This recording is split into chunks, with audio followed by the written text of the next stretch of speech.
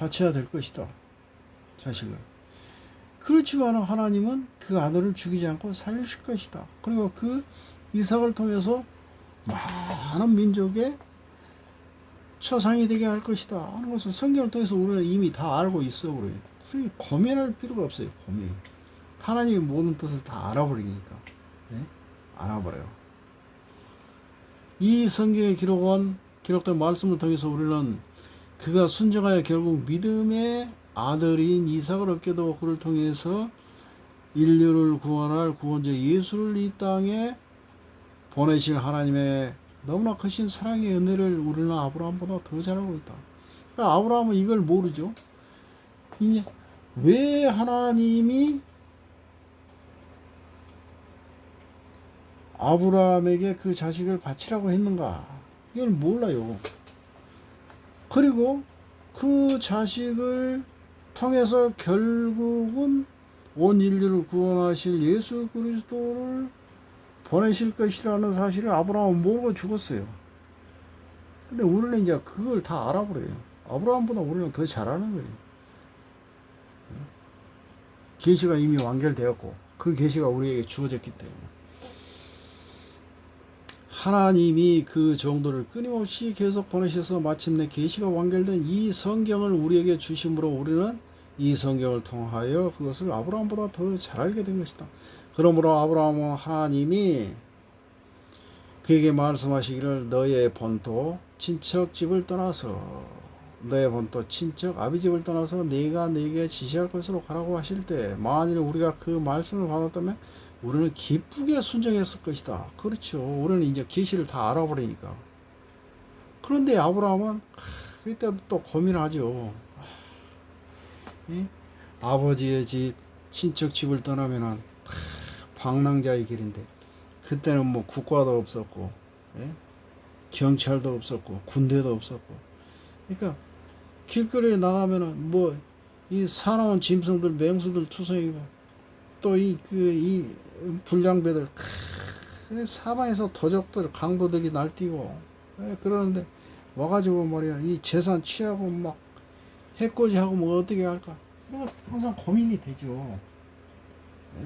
고향, 본토, 친척집을 떠나서 이제 나그네 길을 가라. 그러니까 얼마나 고민이 되겠어요.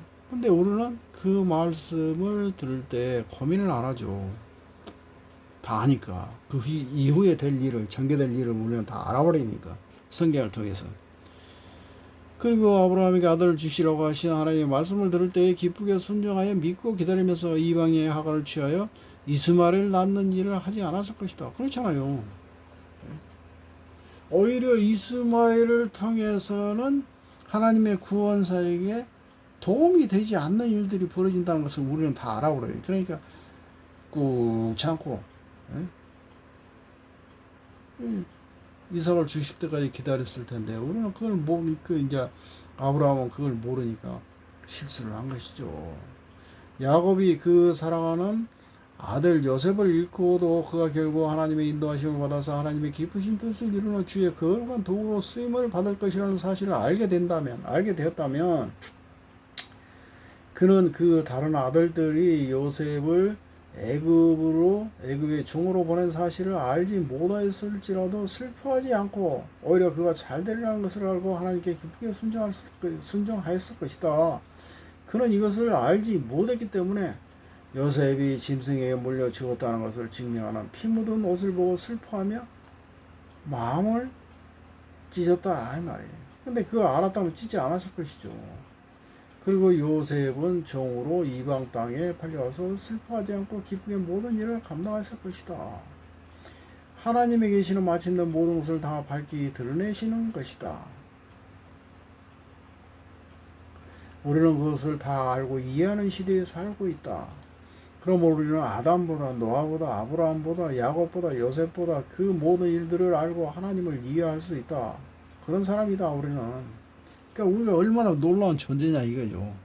하나님의 모든 구원사의 계시를 그런 믿음의 조상들, 놀라운 선조들보다 우리는 더 잘 알아버려요.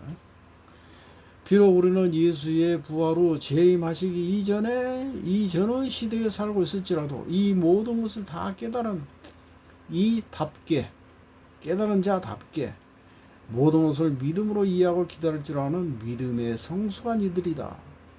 이것은 예수의 십자가 은혜의 결과이기 때문이다. 예수는 십자가에 자신을 버리심으로 우리를 구원하시고자 하시는 하나님의 거룩한 뜻에 기쁘게 순종하시고 모든 것을 하나님의 영광을 위한 것으로 받아들이시는 믿음을 보이셨다. 그 제자가 바로 우리 그리스도인들이다. 우리는 이 일에 주님과 함께 기쁘게 동참하는 그리스도의 참된 제자들인 것이다.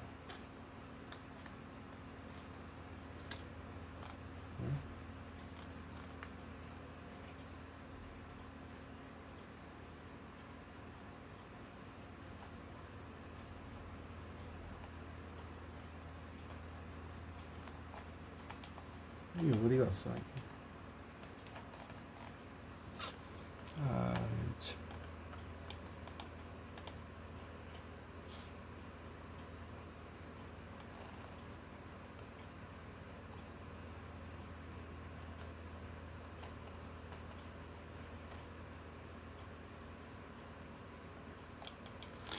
그러므로 우리들은 과거의 계시가 밝히 드러내지 못한 시대의 삶을 살던 자처럼 연약하여 쉽게 넘어지는 연약한 자들이 아니다. 우리는 그리스도와 함께 십자가에 못 박혀 죽었고 또한 다시 살아난 부활한 자들이다.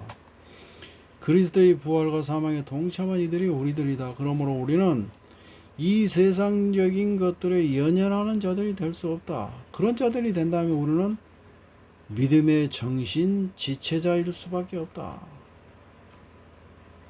그로 하나님의 구원의 계시 역사에 동참하게 하시는 하나님의 뜻을 우리가 저버리는 자들이 될 것이기 때문이다.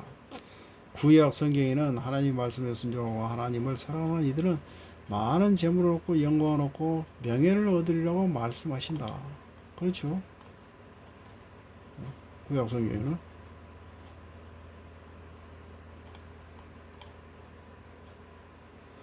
잠언 8장에도 그런 말씀 있잖아요. 우리가 읽어본 나를 사랑하는 자들이 나의 사랑을 입으며 나를 간절히 찾는 자가 나를 만날 것이라. 부귀가 내게 있고 정관 재무가 공의도 그러하니라. 내 열매는 금이나 정금보다 나오며 내 소득은 수능보다 나으리라.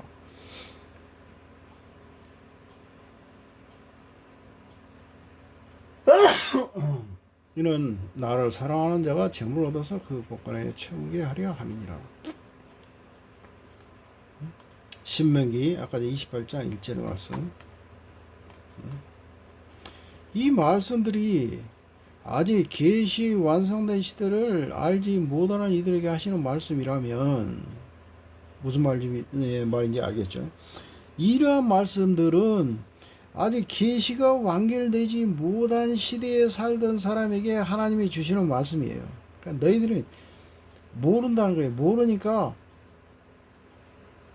너희들이 하나님 잘 섬기면 재물을 줄게 이렇게 하나님이 달래신 거예요. 그런데 우리는 이제 그걸 다 알아버렸어요. 그러니까 알아버렸으니까 그렇게 이미 알게 된 이들, 즉 그리스도와 함께 십자가에 못 박혀 죽고 다시 부활한 우리에게 우리는 이러한 모든 말씀들을 기쁘게 뛰어넘을 믿음의 역군들이다 이 말이에요. 그러나 우리가 여기에 계속 머무르려 한다면 세상적인 것에 물질적인 것에 계속 머무르려 한다면 우리는 그리스도의 구속, 십자가 구속의 역사에 동참할 수 없다 이게. 이것을 우리는 알아야 한다. 만일 여기에 계속 머무르는 이들이 누구든지 그들이 자기 스스로를 그리스도인이라고 한다면 그들은 헛된 말을 하는 자다. 그리스도인들은 이 모든 것을 다 이겨내고 승리한 이들이기 때문이다. 그리스도께서 이런 물질적인 것, 세속적인 것에 머무르셨다면 그분은 결코 십자가를 지실 수 없다. 없었다. 우리도 마찬가지다. 구원받은 이들은 누구인가? 구원받은 이들은 그리스도와 함께 십자가에 못 박히고 다시 산 자들이다. 이들은 그러므로 세상적인 것들을 세상 사람들처럼 바라보지 않는다. 이 세상의 것, 물질, 세상에서의 성공, 출세, 영광을 얻는 것, 이 모든 것을 세상 사람들은 좋아하죠. 막 연연해 하고. 근데 우리는 그런 것을 연연해 하지 않는다 이거예요. 이 세상적인 것들은 일시적인 것이고 잠시 있다가 사라지는 것이고 땅의 것이고 육적인 것이고, 우리는 영원한 것을 사모하는 이들이고 하늘의 것을 사모하는 이들이고 영적인 것을 사모하는 이들이다. 구원받은 이들은 구원받지 못한 이들과 이런 점에서 차이가 있다 이게. 구원받았다, 예수의 제자다고 고백하는 이들이 여전히 이런 일시적인 것, 잠시 있다가 사라지는 것, 세속적인 것, 땅의 것만을 추구하는 삶을 산다면 그런 구원을 받았는가 의심해 보아야 한다 이 말이에요. 구원받은 이들은 자기의 일을 하나님의 주시는 거룩한 성직으로 받아들인다. 그는 그리스도로 말미암아 거룩한 제사장이 되었기 때문이다. 그리고 선한 사업을 한다. 세상에는 이런 그리스도의 가르침을 버리고 이 세상에서 승리하는 법과 이 세상에서 예수 믿어서 성공하는 법을 가르치는 무리들이 있다. 예수를 도구 삼아 인간적인 도모를 하려는 이들이다. 이러한 이들이 많죠. 이런 설교를 하는 목사들도 많습니다.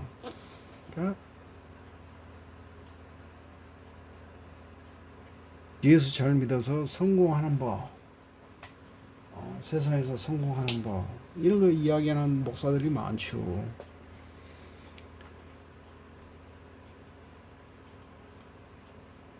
신약의 성경은 이 물질에 대해서 구약과는 상반된 견해를 보인다. 신약에서는 대표적인 것이 디모데전서 말씀이다. 아까 전에 우리가 봤죠. 돈 올 사람이 일만하게 뿌리가 되나니 이것을 탐하는 자들은 미혹을 받아서 믿음에서 떠나 많은 근심으로 자기를 찔렀도다. 내가 이 세대의 부한 자들을 명하여 마음을 높이지 말고 정함이 없는 재물에 소망을 두지 말고 우리에게 모든 것을 후히 주사 누리게 하시는 하나님께 두라.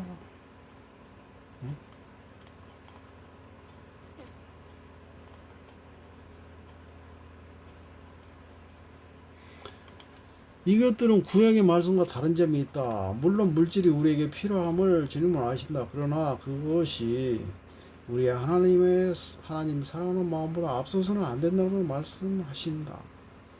이런 것들은 우리의 변화된 신분의 관계에서 이해할 수 있다. 우리는 구약의 성도들보다 더 하나님을 잘 이해하는 이들이다. 더 많은 계시를 우리는 가지고 있기 때문이다. 우리는 이 일시적인 것 땅에가 영원하지 못한 것에 얽매이면 얽매일수록 영원한 것과 하늘의 것들을 잃어버릴 수 있기 때문이다.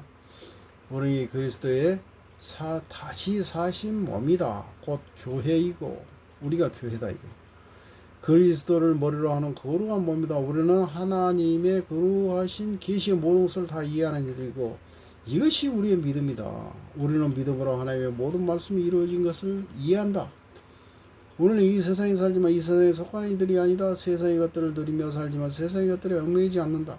많은 그리스도인들이 세상의 것에 목을 메고 산다. 내 물질 있는 곳에 마음이 있다고 하신 말씀은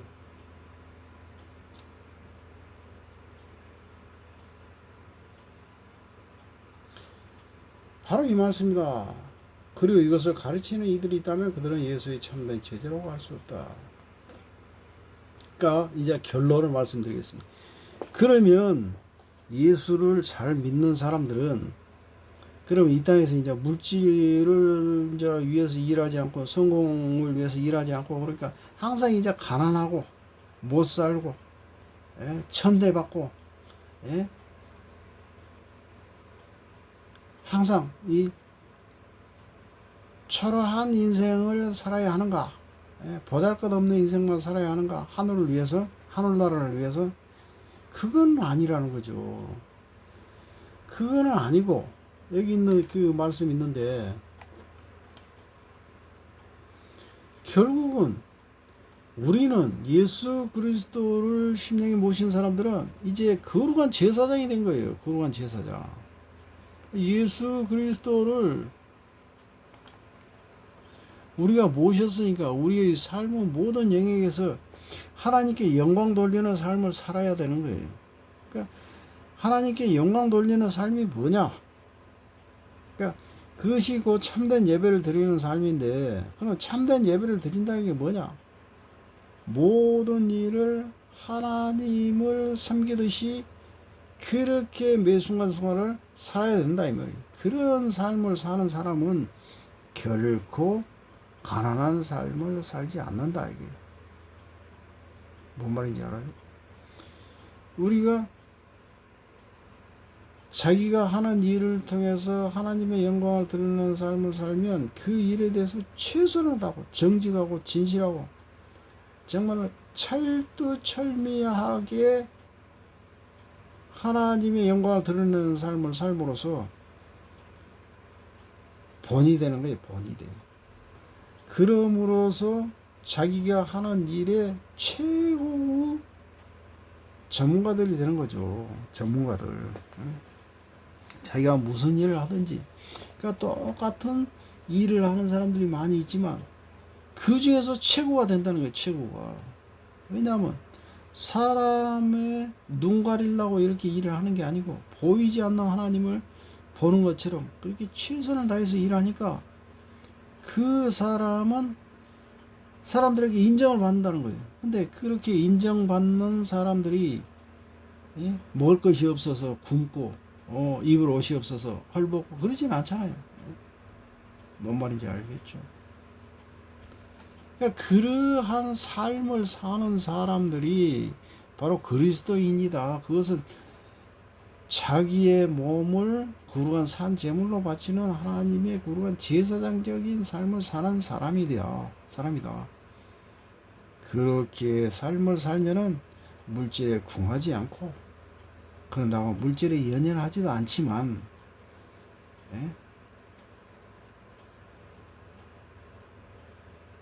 하나님 앞에 거룩한 삶, 의로운 삶을 살면서 하나님께 영광 돌릴 수 있다. 그러니까 그리스도인들이 구원받은 그리스도인들이 이제 물질에 대해서 어떤 관념을 가져야 돼요? 바로 이러한 관점을 가져야죠. 지금 바다리가 얼마 안 돼서 빨리 꺼야 되겠습니다.